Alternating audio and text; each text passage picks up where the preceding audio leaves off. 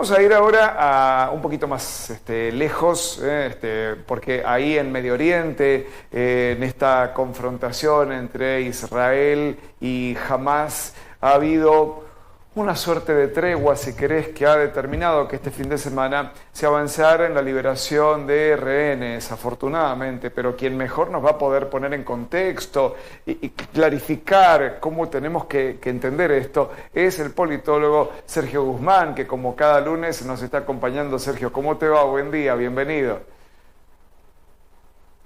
¿Está bien? Bien, ahora sí, ¿cómo te va? ¿Bien? Bien, muy bien, gracias.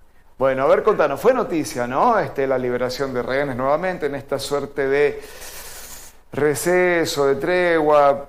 Al mismo tiempo hemos sabido de nuevos bombardeos en algunos hospitales, ahí en la Franja de Gaza. ¿Qué debiéramos entender? Eh, Dices bien, es un receso, es una tregua, no es la paz, No. no es la paz.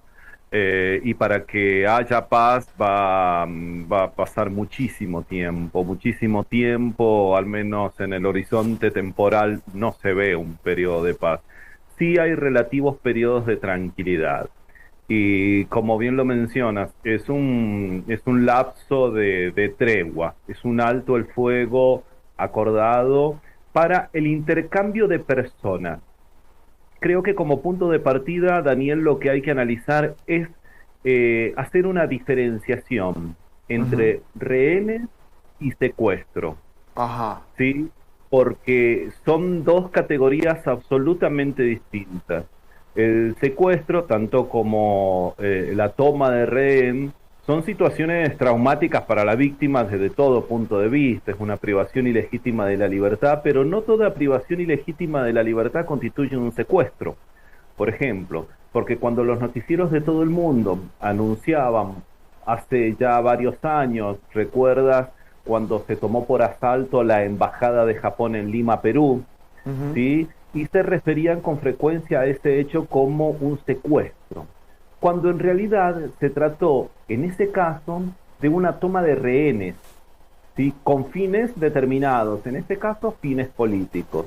La diferenciación crucial entre la situación de una toma de rehenes y una situación de secuestro es fundamentalmente que en el caso del secuestro no está identificado el lugar físico donde está apresada la víctima, Ajá. mientras que los rehenes, por eso citaba el caso de la toma de la embajada, las autoridades, las fuerzas de seguridad, y no digo las fuerzas armadas para tener también clara esa diferenciación, las fuerzas de seguridad tienen identificado el lugar físico de la toma de rehenes. ¿Sí? Esto es como punto de partida. Esto es crucial, la identificación, el conocimiento del lugar donde está recluida la persona, la víctima. Esto es muy importante tenerlo presente. Sí, Daniel, ¿me habías dicho algo? No, no, Disculpame. no, no, no, te estoy escuchando atentamente. Por ahí hubo alguna interrupción, y es lo que te puede haber generado el corte, Bien, ¿no? bien. Entonces decíamos esto, en la toma de rehenes también hay una diferenciación. Muchas veces no siempre, la toma de rehenes es la consecuencia de un acto delictivo o que se va a cometer, ¿sí? No es premeditada, es Ujú. accidental, mientras que el secuestro requiere de una planificación previa y es el objetivo en sí del Ujú. delito. ¿Me entiendes? No sé si me sigues, Daniel. Perfectamente, perfectamente. Intento ser claro con esto. Sí, sí. Muchas veces no, siempre la situación de rehenes es una situación fortuita, imponderable, accidental, que surgió de una situación, pero que la toma de rehenes como tal no era precisamente el objetivo en sí, no era el motivo de la acción delictiva como tal. Mientras que en el secuestro requiere sí de una cuestión más metódica, más pensada, más premeditada, más planificada. El secuestro requiere planificación. La toma de rehenes es accidental. En el secuestro no se conoce el lugar, en la toma de rehenes sí está identificado el lugar. Por eso, como es una planificación el secuestro, lo relacionamos directamente con lo que sucedió acá en los periodos más oscuros de la historia argentina, ¿sí? De hecho, lo dice la misma CONADEP, fue un plan sistemático de persecución, secuestro y desaparición de personas, tortura y desaparición de personas. ¿Se entiende? Esto es crucial. No eran rehenes, no eran prisioneros tampoco, era secuestro.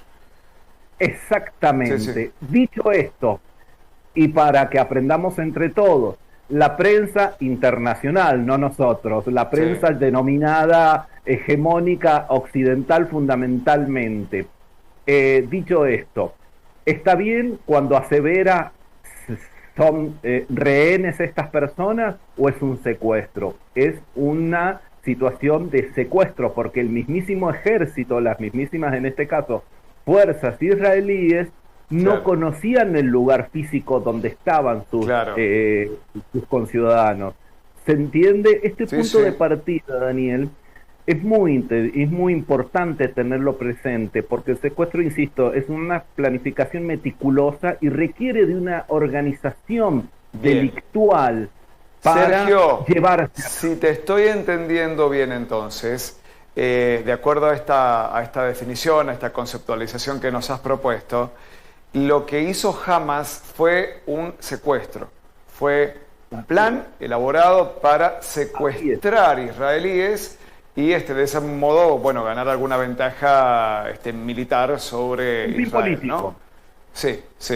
Un fin político, un mecanismo de presión que ahora, y si lo mides estrictamente, y con esto dicho con la cautela que siempre mencionamos y abordamos estos temas, dicho estrictamente en términos políticos, el beneficiado políticamente, no desde lo humano, políticamente ha sido la organización armada, porque Hamas no es solo el brazo armado, sí hay una organización política también. El brazo armado ha obtenido cierta preeminencia desde lo directamente político, ¿sí? Porque esta situación política le ha permitido ahora hacer un canje de personas que tenían secuestradas con prisioneros que tenía, en este caso, también el ejército o el Estado de Israel. Y toda esta introducción para decir que en estos últimos 4 días se ha producido una tregua que ha permitido el canje de prisioneros, el canje de personas que han sido secuestradas. Y vale la aclaración, por un lado, en el caso de Gaza, las tenían secuestradas, y en el caso de Israel las tenían prisioneras. Parecen categorías muy menores, pero a los efectos del derecho internacional es muy importante tener esto presente. Y aparecen otros actores más como los que estamos viendo ahora.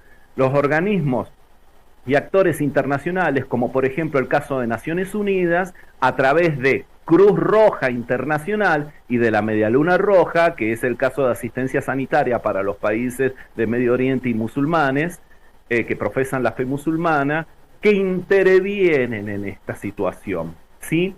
Bien, ¿qué es lo que ha sucedido? En el lapso de estos últimos 3 días se ha producido un alto el fuego que permita facilitar el intercambio de personas entre la organización Hamas, no el Estado palestino, reitero, la organización Hamas y sí el Estado de Israel. El sábado se han liberado 17 secuestrados que tenía Hamas bajo su poder. Se los ha entregado a la Cruz Roja Internacional, que ha sido el canal literal y el medio de transporte que los ha trasladado hasta Egipto, y desde ahí han pasado ya bajo la órbita de las fuerzas de seguridad, y Egipto como Estado los ha entregado, no como cosas, sino como personas, los ha entregado al Estado de Israel. Han sido 13 israelíes y 4 personas de nacionalidad tailandesa. En el caso de, esto ha sido en la segunda jornada, que también se atrasó, hubo momentos tensos, esto requiere una organización Sí, sí, sí. verdaderamente muy delicada, y no sé si tan grande como delicada, porque de hecho un atraso, como sucedió de un par de horas, jamás detuvo la entrega, ¿sí? Y estás hablando de personas que están padeciendo un verdadero infierno, ellos y sus familias, ¿sí? Y en el caso de Israel ha entregado 39 prisioneros palestinos, cuestión en la que poco se ha reparado en la siguiente característica que me gustaría mencionar, que es que de estos 39 prisioneros palestinos, 6 son mujeres, 6 son mujeres y 33 son menores de edad. Ujú, 33 niños ha ujú. entregado que tenía como prisioneros, esta categoría es muy importante tenerla presente, ¿sí? Porque bajo qué parámetros se encarcela a un menor de edad, ¿sí? Atención con esto. Bueno, Israel tenía hasta el día sábado que ha entregado a 33 menores de edad que juntamente con otras 6 mujeres fueron parte de este intercambio y de este acuerdo que surgió como consecuencia y como condición de que haya prevalecido esta tregua. ¿Qué otros actores más, me preguntarás, que han intervenido esto, además de Naciones Unidas a través de la Cruz Roja Internacional? Una serie de países. Ujú. Y aquí entran también a jugar algunos otros intereses. Por ejemplo, no podía faltar Estados Unidos. Claro. El país vecino, que es donde han arribado, en el espacio territorial donde han arribado, que ha sido Egipto, y otro país muy presente para nosotros, y que tiene flagrantes violaciones a los derechos humanos a nivel internacional, que políticamente está apoyando la causa palestina, que es Qatar. Qatar ha tenido gran influencia y ha tenido un gran papel protagónico en esta situación de intercambio de personas que han sido secuestradas.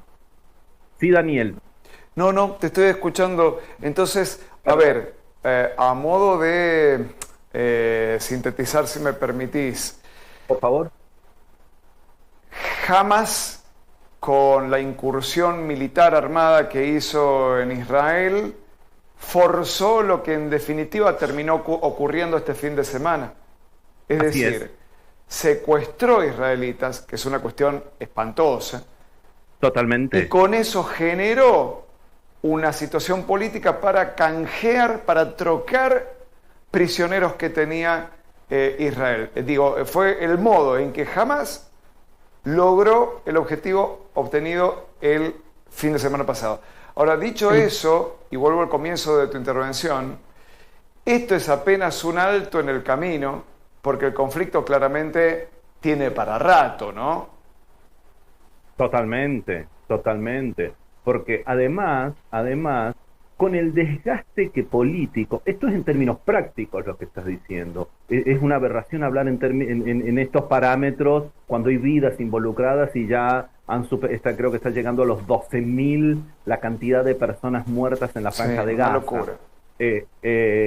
Con prácticamente la totalidad de los hospitales, creo que queda un puñado solamente de hospitales en funcionamiento, sin combustible, sin energía eléctrica, con una situación verdaderamente espantosa de lo humanitario. Y se calcula, mira, Daniel, la Cruz Roja Internacional, la Cruz Roja Internacional estima que los corredores humanitarios, en los corredores humanitarios que se han habilitado, deben ingresar 200 camiones por día, durante 3 meses, todos los días, 200 camiones durante 3 meses, con aprovisionamiento, alimento, medicinas, etcétera, para dentro de 3 meses estabilizar la situación, Ujú. no solucionarla, llegar a estabilizarla. Sí. Israel ha dicho que luego de la tregua ya anticipado, a través de su vocero lo ha dicho, lo ha manifestado, lo ha expresado, que va a ir nuevamente tras los líderes que conforman Hamas.